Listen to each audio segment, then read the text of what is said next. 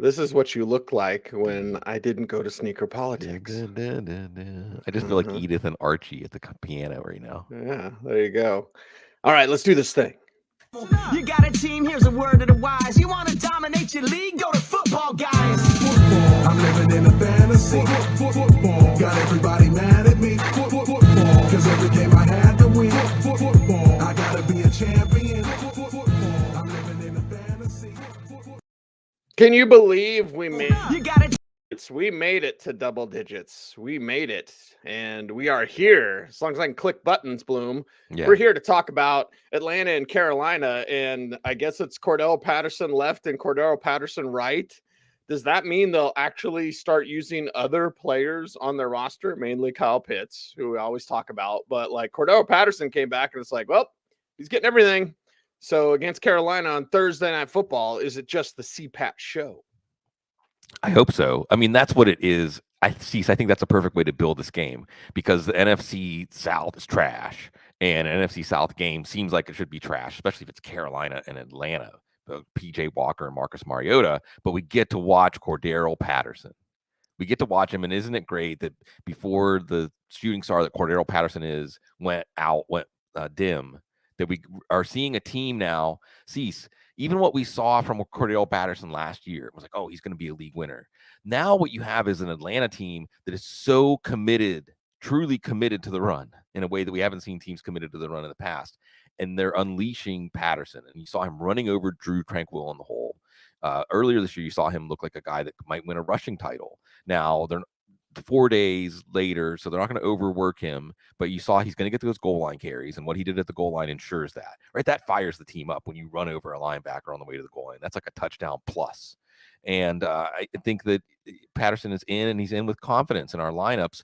Otherwise, like you said, Pitt's tight end is so brutal that you have to leave him in. It was there for a 70-yard touchdown last week. Now, how do you read that? Marcus Mariota just isn't going to be able to make the plays to unlock Pitt's value, or the plays are there and they could come. Tight end will take hope. That's great. Tyler Algier, we're just watching, is one of those high value injury upside backups. That's the thing about Patterson. He plays with, is it with abandon or without abandon? Whichever it is, Patterson With reckless plays. abandon. Yeah, he leaves it all on the field, and that's why this game cease that would on its face look like, oh, really? That's what we get on Thursday night. Remember, the last time these two teams played, just 2 weeks ago or a week and a half ago, it was one of the games of the year. It was incredible what these teams brought out in each other. So it could be fun. I know it'll be fun when Cordarrelle Patterson has the ball, especially whenever he's in your lineup. Is Baker Mayfield starting yet? Like, is that what we talk about with Carolina? Like, the wheels all fell off. Like, get rid of Christian McCaffrey. They look okay for a couple of games, and then it's total disaster for everyone. Yeah. But is Terrace Marshall my sleeper of the week? Yeah. Even on this disaster on Thursday night, I don't like my sleeper of the weeks on Thursday night. Sleeper, Sure. Bloom. But yeah, it's a question now. Like, okay, the clock is ticking on Sam Darnold, who they officially activated. Okay, well, probably means there's going to be a change unless Walker plays out of his mind. Right, exactly. I mean, one step closer now with Darnold and Mayfield. And the offense, it was garbage time offense, but at least it responded. From a fantasy standpoint, this is pretty rough. It's pretty rough. Now, what we're wondering about is, again, the awakenings. They went back to sleep last week. Will they wake up?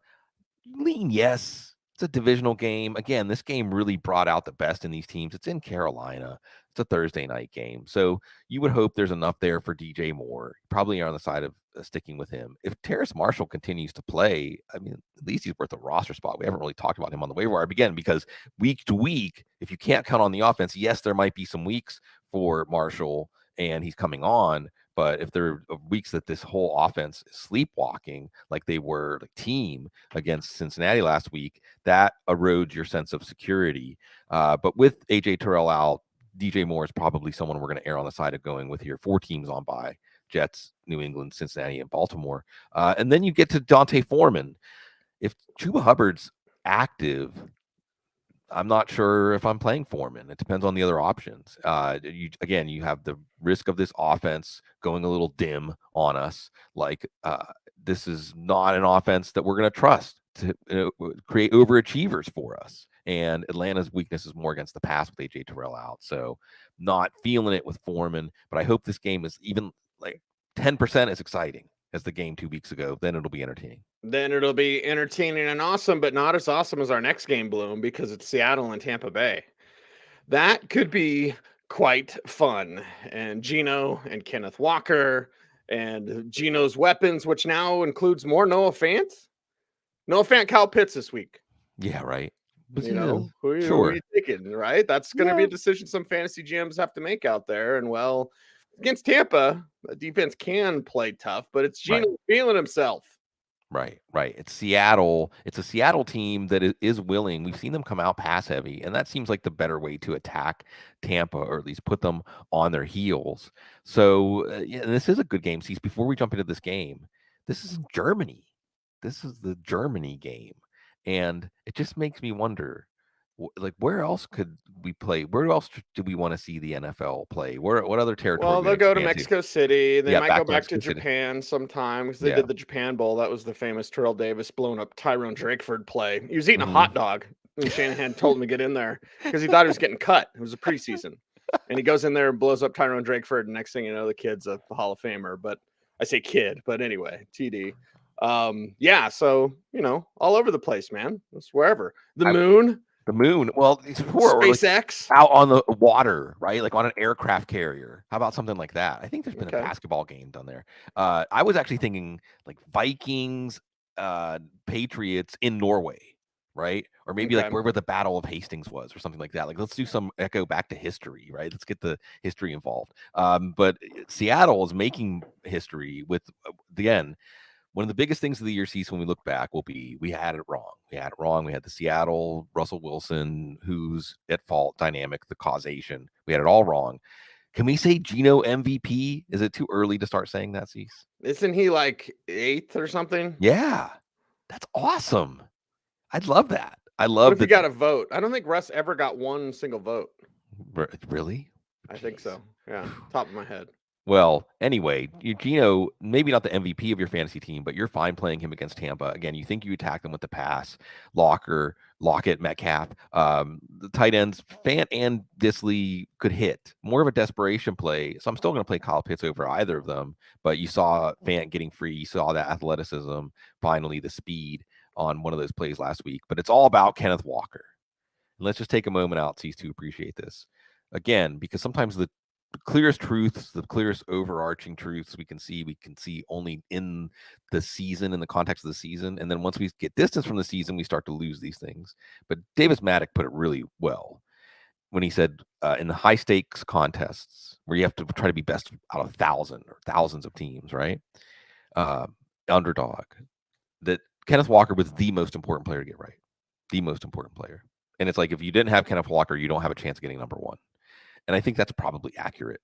And we can go back and we can think about, yes, it would take a Rashad Penny injury. What did history tell us about that? And Breece Hall could have been that guy too. So we're really returning back to those early drafted running backs coming in and overwhelming. And also maybe partially as with them as part of the story, these teams, the Jets and Seahawks, we thought these offenses were not going to be good offenses, right? That was one of the arguments against taking Breece Hall or Walker. These aren't going to be good offenses.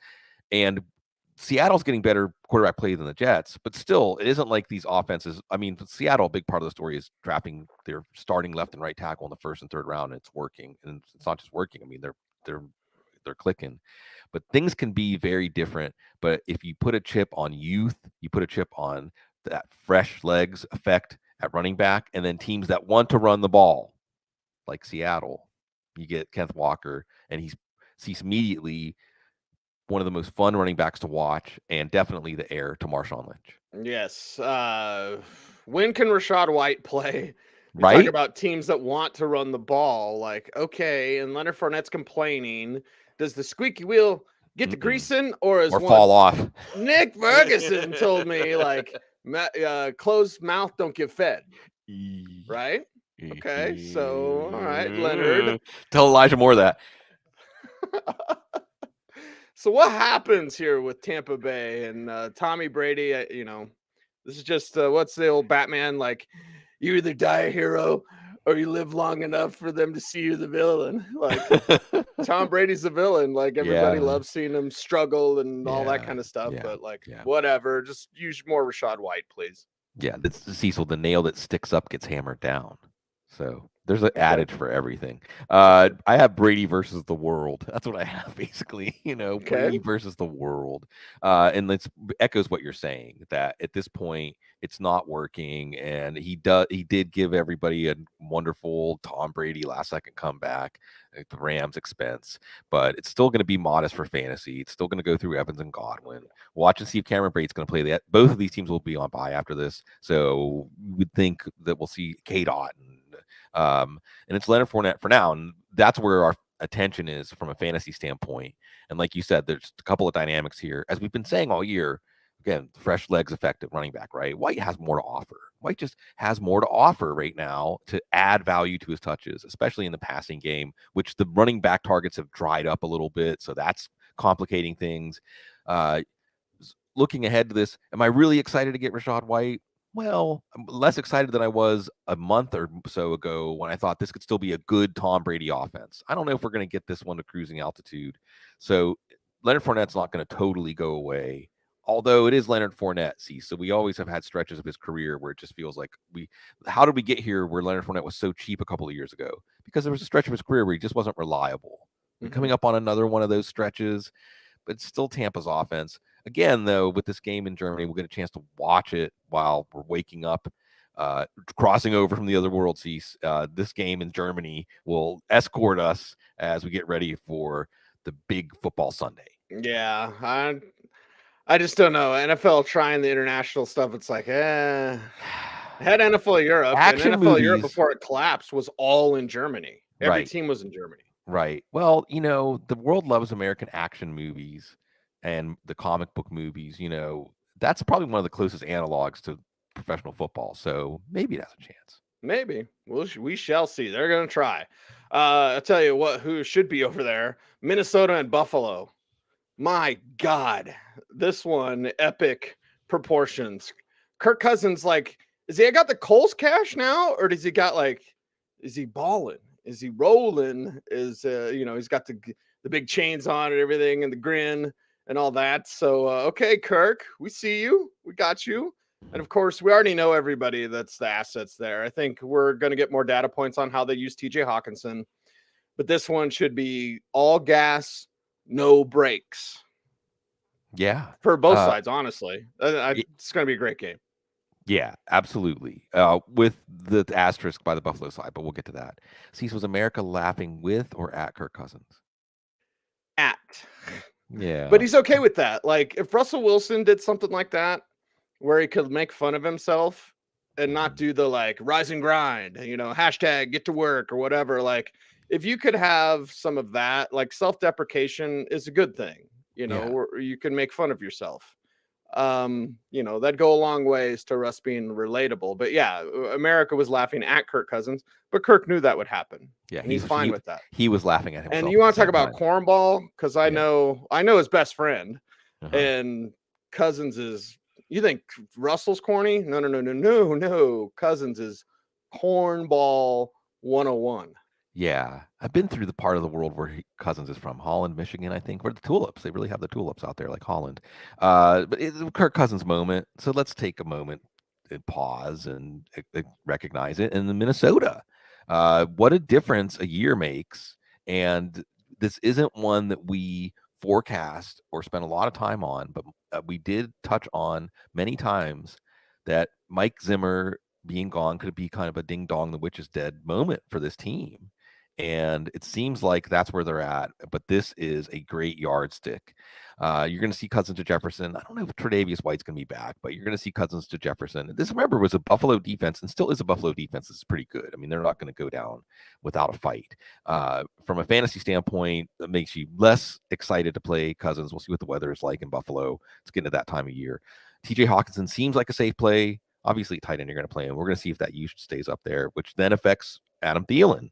And Dalvin Cook, even when he's not doing anything in the running game, catches a touchdown. But like you said, Cease, this is more of a sit back and enjoy this game. Mm-hmm. Two franchises. Are these the two most snake bit franchises, Cease? Well, 4 Super Bowl losses between the two. Buffalo was Yeah. 4 in a row. Minnesota was what, 4 in 6 years or whatever? Yeah. Yeah. And then you added Gary Anderson, add that on for Minnesota, among other things. So, yeah, this is great for them to get the spotlight in the early games. And should we hope Josh Allen plays? Should we hope he doesn't play? What's the sympathetic human angle here, Cease? Shy. I don't know. We'll see. You're not going to keep him out. Unless he can do more damage to the elbow, you're not going to keep him out. He's going to be out there, and it's going to be a little off. It's going to be a little off. I think in a similar way to where we're getting more data points on TJ Hawkinson, we're going to get more data points on Nyheim Hines. We're going to figure out what that could look like for this team. But, no. I mean, for me personally, being a greedy football fan, I want to see Josh Allen play. But I also want to see Josh Allen play in the Super Bowl. So, week 10 doesn't matter as much from that perspective. But as we know, Bloom, football is life, and life is about perspective. Yeah, this one's really hard to forecast. We'll see. And like I said, it's really hard to know, well, what's in the best interest of Josh Allen. And you would think what's in the best interest of Josh Allen, what's the best interest of Buffalo are the same thing. You would think. We're not going to have some situation here, Green Bay, where the team and the quarterback diverge. So you would think that cooler heads would prevail and he would sit, right? Ian Rappaport tweets out, the belief is, how he responds this week is key. It's not serious, or a lot of equivocation, a lot of, well, we're just going to see how the elbow feels, and even if he can't do damage, yeah, he's going to push to play, but like you said, playing the Super Bowl. So if I had to project this game right now on Wednesday morning, I probably am projecting it with Case Keenum. And is it that different than if we project it with Josh Allen?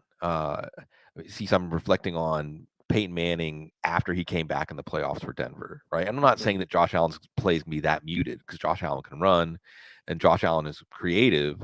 But I think that even if Josh Allen plays, you're not trying to make, well, frankly, like the kind of throw he made at the end of the game last week on 4th and 21 to try to extend the game, like a 70-yard ball in the air. Right. So that may point to Nyheim Hines, may point to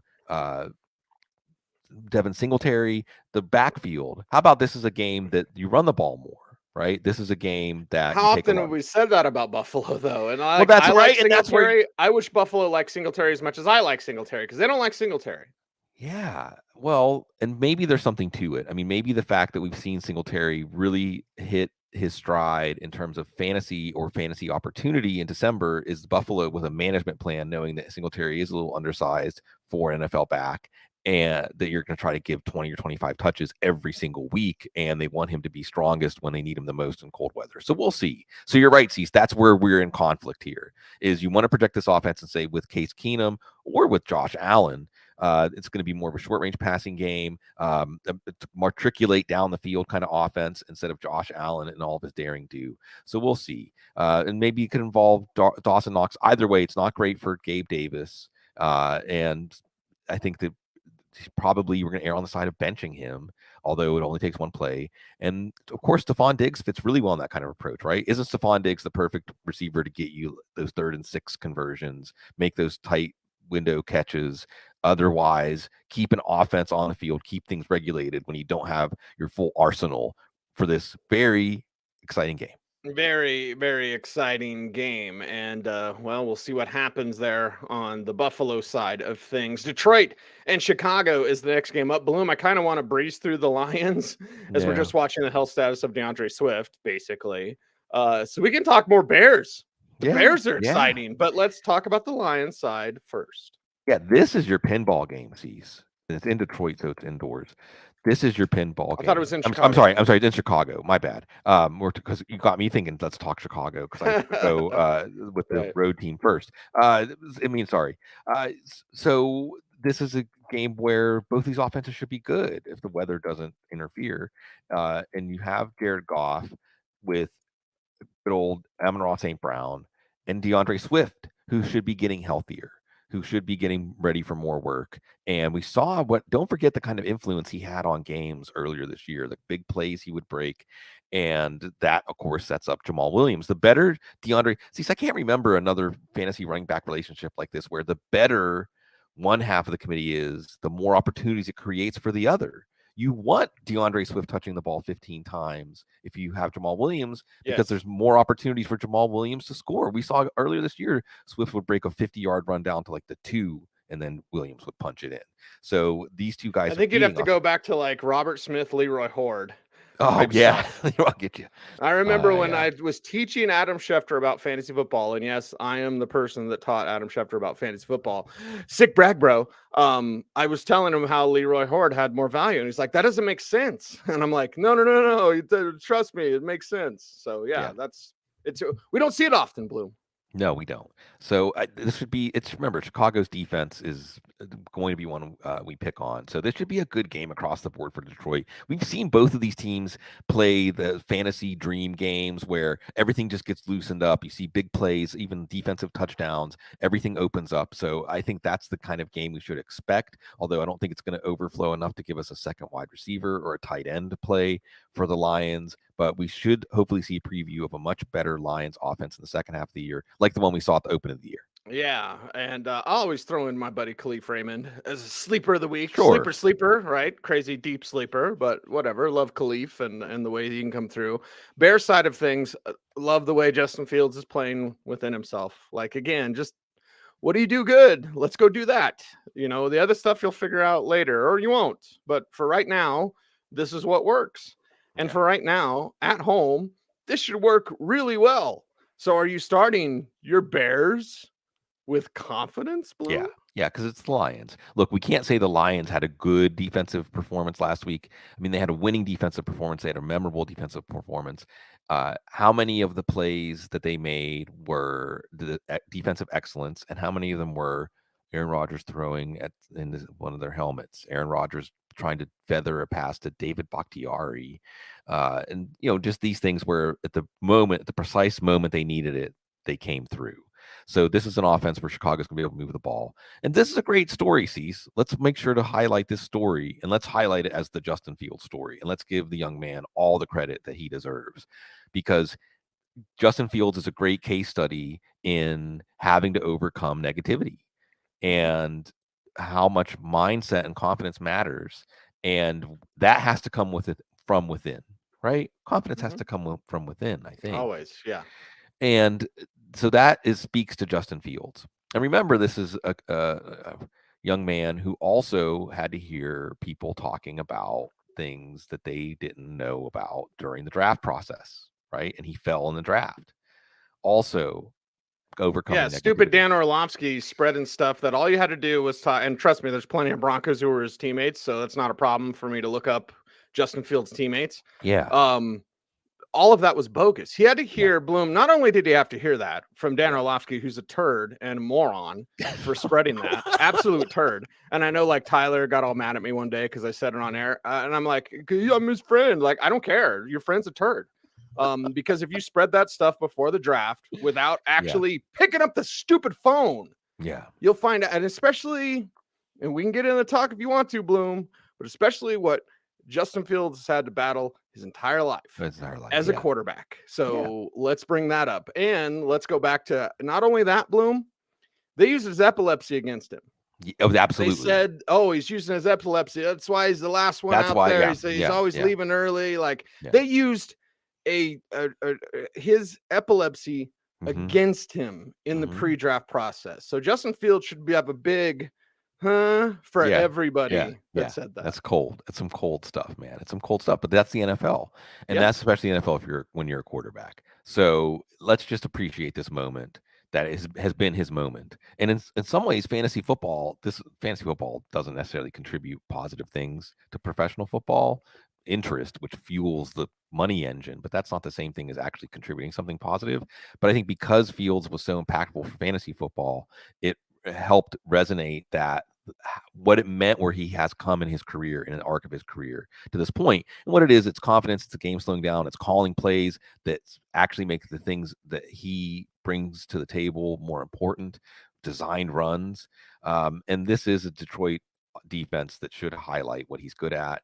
Montgomery isn't going to go away, but again, in a potentially high scoring game, play both running backs. Certainly, this is a game where you want to play Khalil Herbert and David Montgomery and Darnell Mooney and Cole Kmet. He scored twice last week, and it's tight end. So Cole Kmet or Kyle Pitts. You know, we have like, what is it? The Mendoza line? Is that right, Bloom? Am I thinking right? The Kmet line or the Pitts line? The Kmet line, the Pitts line. I think it's the Pitts line. Pitts line.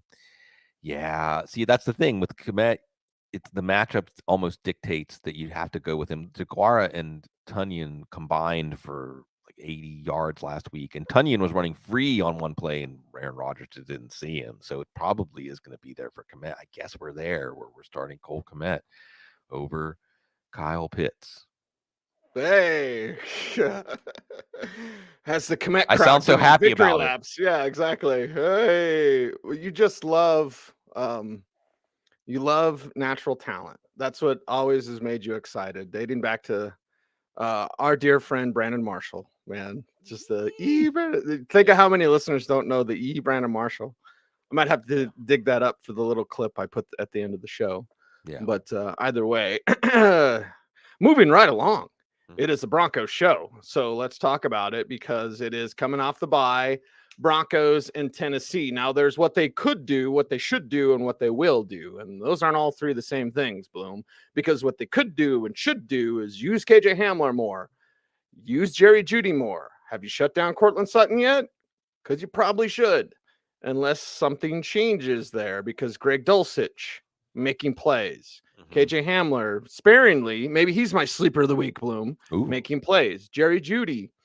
When you tell Jerry Jeudy is the first read, like he's super excited. Like you need to play that way all the time, Jerry, because you can't be the first all the time. But either way, it's working, Anakin. And then the backfield, they are excited about Chase Edmonds. We'll see if that comes to fruition. I'm not going to put him as a sleeper of the week, Bloom, because I'm going to wait and see mode. But you're hearing a lot. And KJ would be more sleeper of the week. So whatever, run the hell out of the ball if you can. Tennessee side, we'll get to what they've got going on, probably with Ryan Tannehill back. But if you're the Broncos, what did you learn during the bye? You took a bunch of time off. You gave guys days off that they didn't have to have. But Nathaniel Hackett chose to give players more time off. What did they learn? How did they respond from it? Yeah, and in a tough matchup, Cease.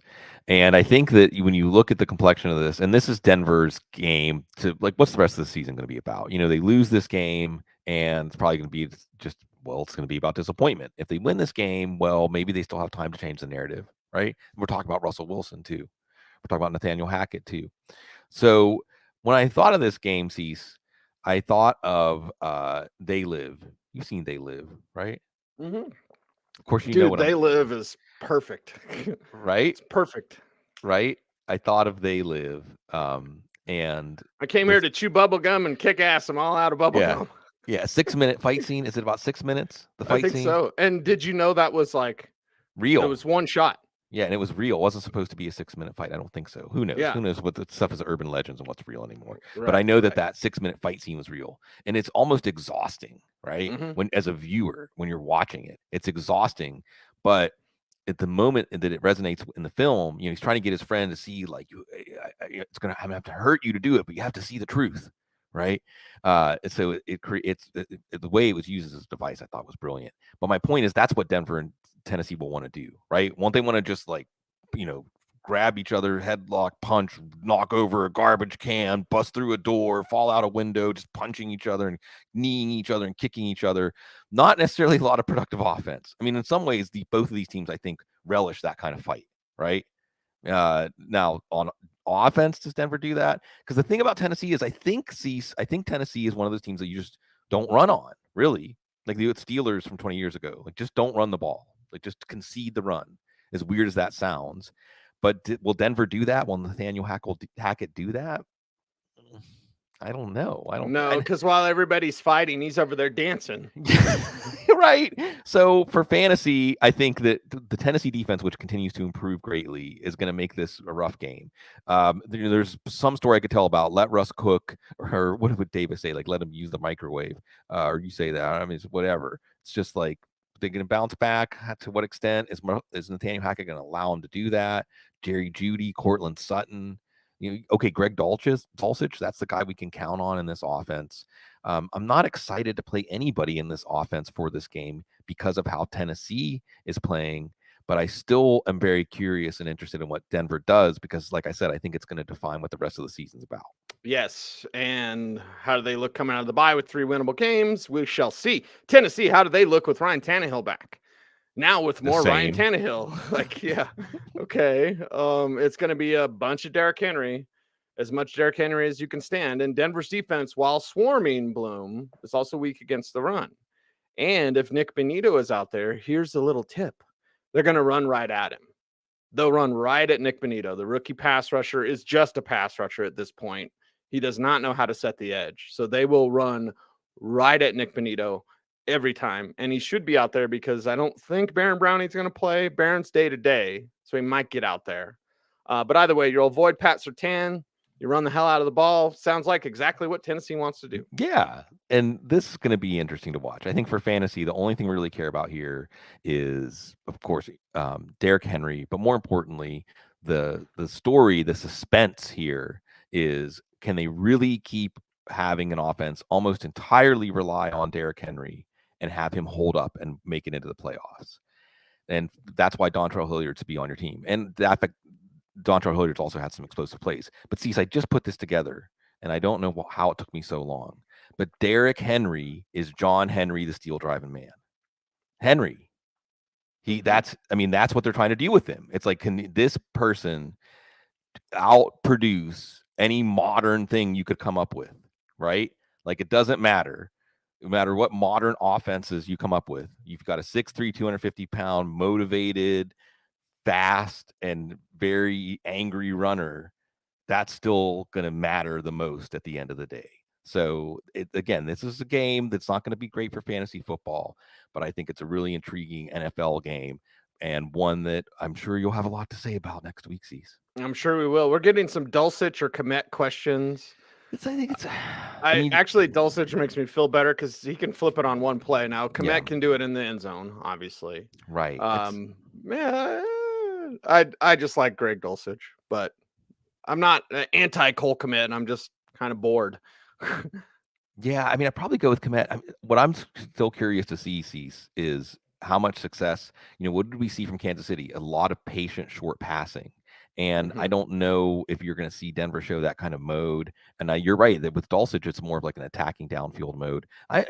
See, like you said, there's a huge range of outcomes for Denver coming out of the bye here, because what did you learn about yourself on offense? What are you going to deploy that shows what you learned? Because it can't just stay like it was in the first half of the year. That was a failure, and they should have a sense of, we have to come out and reinvent ourselves. Yeah, we have to reinvent ourselves. And if you're Jacksonville, you just have to keep on swimming. Just keep swimming, right? Just keep swimming. You'll get there eventually next year when you can actually talk to Calvin Ridley, right? Because they can't talk to Calvin Ridley yet, or until he's done with this. I don't know. Anyway, NFL rules. The NFL rules. O'Doyle rules. Jacksonville doesn't rule as much, but they've got some talent that you'll want on your fantasy team. And against Kansas City, this one's in Arrowhead or whatever the hell they call it now, Bloom. You're going to have to move the ball and score some points. So how much flavor does Jacksonville have this week? And that's the question, because we know this is a limited offense, right? Okay, against the Raiders, you can eventually come through. You can eventually crack the code and figure out how to use short passing to Christian Kirk and company and a lot of Travis Etienne. Is that going to work against Kansas City? Kansas City's defense is pretty good. So I think that you do like Christian Kirk here, simply because Kansas City's offense is going to be successful enough to force. This is probably more of a 35-40 attempt game for Trevor Lawrence, even though when things are going the way the Jags want, they want 22, 25 carries out of Travis Etienne, and they don't want Lawrence throwing the ball that much. So I guess it inches up Lawrence in the quarterback 2 super flex standings, but you don't necessarily expect them to be efficient because a short passing game, a predictable passing game can be easy to shut down by a good defense. But you like Kirk partially because Evan Ingram has this back issue. Don't know if he's going to play or not. Maybe that gives you a nudge towards Zay Jones, sleeper of the week, sees maybe one of those 8-10 catch games for him. And we'll see. We'll see how much influence Travis Etienne can have on this game, because Etienne could change this game the same way Derrick Henry changed the game for the Titans last week. But we know that Kansas City is definitely going to have success against a Jacksonville defense that looked like they had no idea how to cover Devontae Adams last week. Yeah, and then Kansas City with multiple weapons. Kadarius Toney, sleeper of the week. I'll tell you who's not sleeper of the week. Any of their running backs. Like Pacheco's good. I don't mind Clyde Edwards-Helaire as much, although I wouldn't have taken him in the first round. But like, they just don't run the ball. I think McKinnon, Pacheco, and Clyde Edwards-Helaire combined for 14 yards rushing on 12 carries. Pat Mahomes had 60 some yards, whatever, 63, whatever the number was. So like, they're just not going to run the ball. Okay, whatever. So I'm over it. Juju, okay. Kadarius, sure, of course. Kelsey, like, all right, Kansas City, you should pretty much be able to do what you want. Yeah, that's what we've seen from Kansas City, and not for any lack of Tyreek Hill.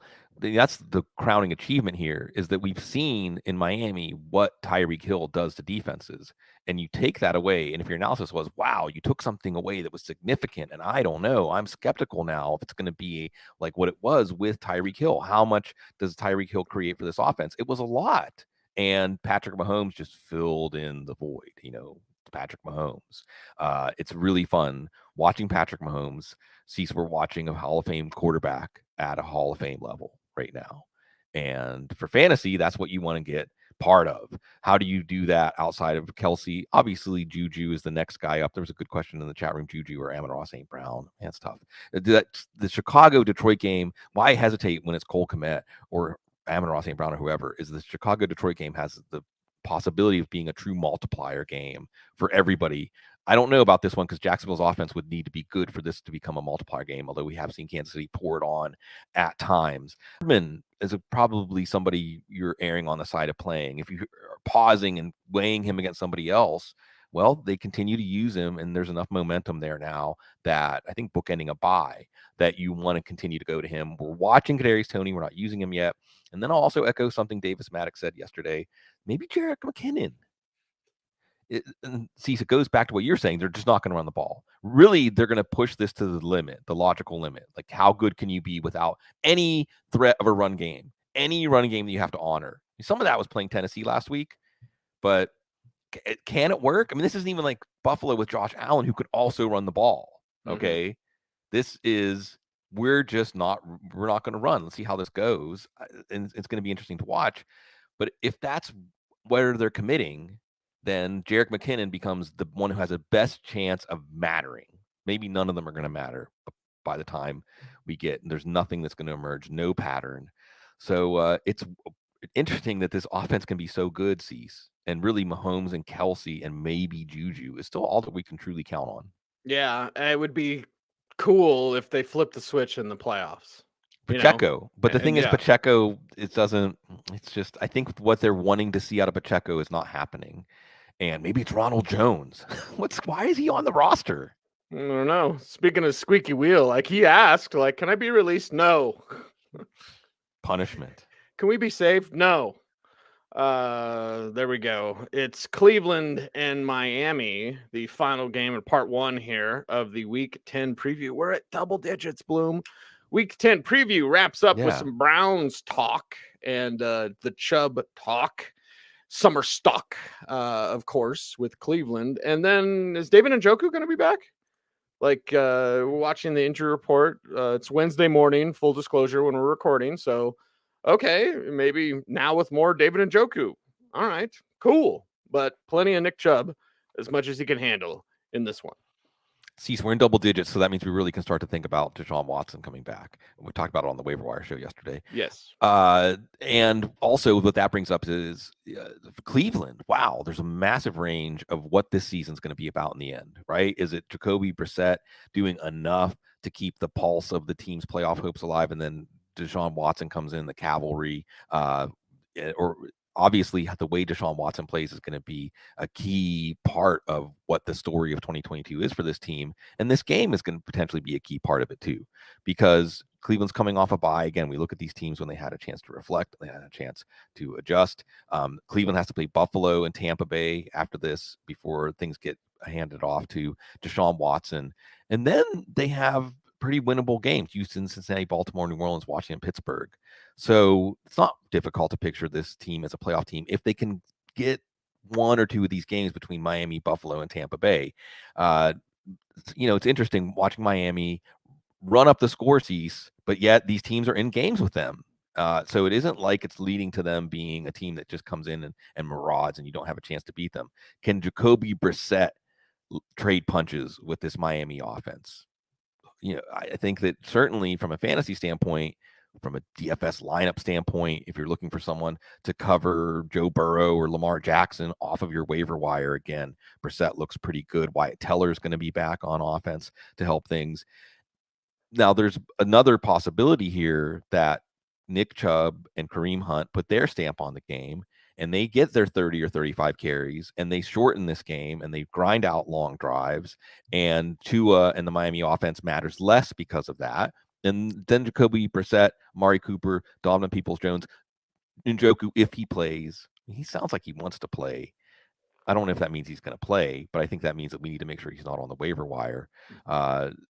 So I think that either way, you either have one scenario where Miami just gets their offense going against Cleveland, and then Jacoby Brissett and the passing game has to answer, or the running game can put their stamp on it because Miami's defense is obviously suspect. Either way, I think that we're going to see a Cleveland defense tested, but one that's going to have back Denzel Ward at least. And maybe, Clowney and Garrett were working on the side on Wednesday morning, but I think that if you get Clowney and Garrett and Ward back, now this gets interesting. It definitely gets interesting. More interesting than out of place artifacts, Bloom. Oh.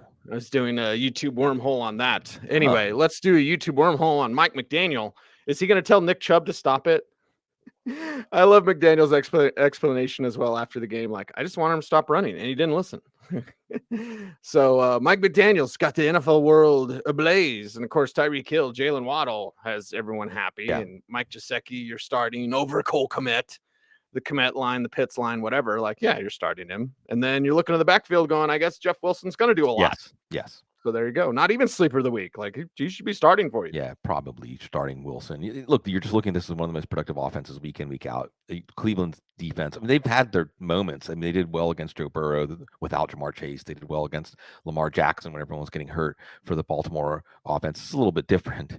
Miami with Waddle and Hill and Jeff Wilson, who fits in this offense well. And, of course, you're going to play Tua. And that's basically it. Mike Gesicki losing our trust, really, as it seems like he's going back to being a 45% of the plays, 2-3 target kind of player. So, again, we'll see if Cleveland's defense can get up, if their pass rushers are healthier coming out of the bye, if Denzel Ward can do a reasonable job on one of these two receivers, and then what can happen. And this could be a much more exciting and interesting game. And maybe the low scoring version of this game is the version that will show us that Cleveland still has something to say. And Miami, on the other hand, we're waiting to see their weakness. There were some calls in the game last week. I know one in particular that Chicago fans are saying, hey, that game could have went differently. How would we be talking about Miami if we went to Chicago and lost? So this is another real interesting game for fantasy. And again, one that is going to have a wide range of outcomes potential, and then also influence a wide range of outcomes for these teams this season.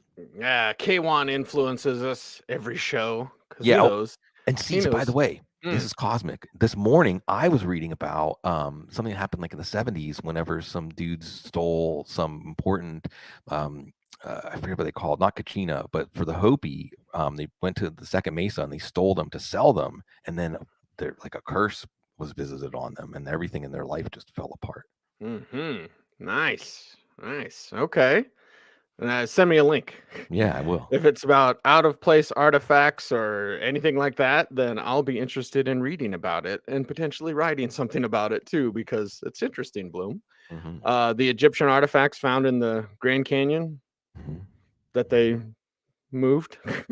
Yeah, okay. Yeah, wait, wrong show. Different show. We got to do this because K1 reminded me and reminds you that it's time before we're out of here for ever popular sleeper of the week. It's time for the Sleeper of the Week, powered by Sleeper.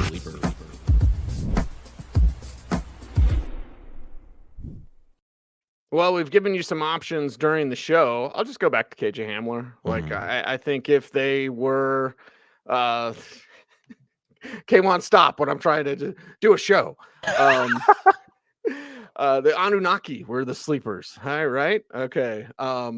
Let's talk about KJ Hamler, because if the Broncos figured it out, there will be running the ball, which set up play action. Russ wants to go deep anyway. Let him go deep to Hamler. It's working. I'd like to see it work some more. KJ Hamler, my friend, my sleeper of the week. Bloom, who you got? We'll go back to those Buffalo running backs, Devin Singletary and Nyheim Hines. Nyheim Hines a little more aspirational because you want him to get more involved. I don't know what it was, like 6 snaps last week or something like that. But with Devin Singletary, you would think Josh Allen sitting, Josh Allen's playing but not healthy. Devin Singletary does more, and when he's asked to do more, he does it.